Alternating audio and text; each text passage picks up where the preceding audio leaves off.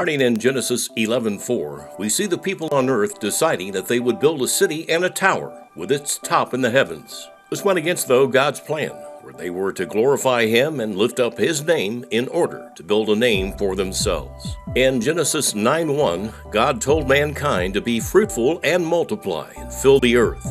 God wanted the people to spread out and fill the whole earth.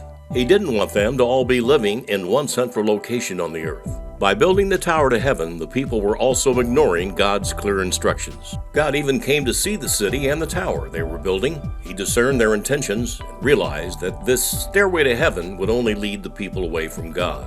It's one of the saddest and most important stories in the Bible. It's sad because it reveals the widespread rebellion in the human heart. It's important because it brings about the reshaping and development of all future cultures on the earth.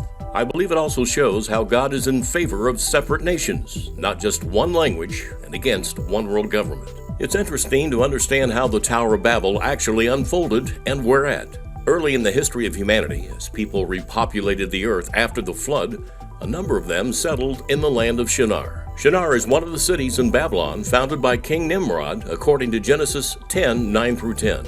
The actual Tower of Babel was in ancient Mesopotamia on the eastern bank of the Euphrates River. Bible scholars believe that the tower was a fashion of a stepped pyramid called a ziggurat, common throughout Babylonia. Up until this point of history, the entire world spoke the same language in one common speech for all.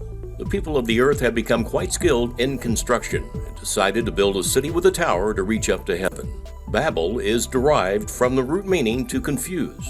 To stop the building of the tower, God confused their language, causing them to speak many different languages, so they would not understand each other.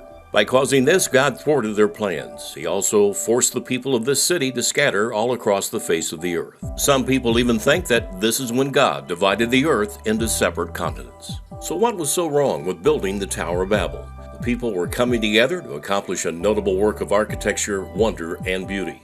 Bible scholars say the tower was really all about convenience and not obedience to God's will. Many say it symbolized the pride and arrogance of humans who were trying to be equal with God.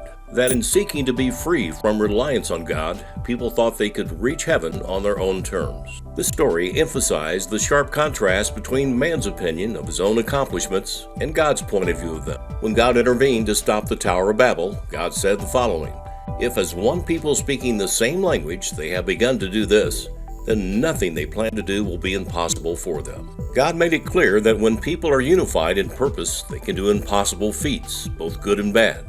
He said this was why the unity in the body of Christ is so important in our efforts to complete God's purposes on earth. But that having unity of purpose in worldly matters can be destructive.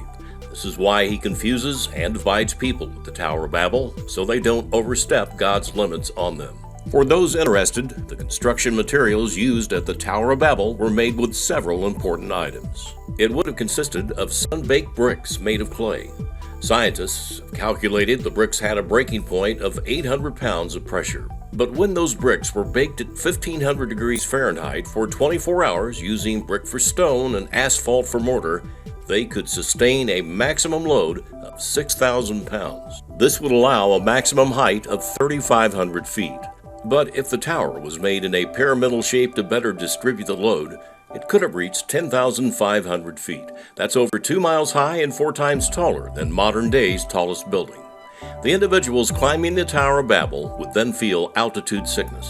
The Tower of Babel should be a humbling story from the Bible.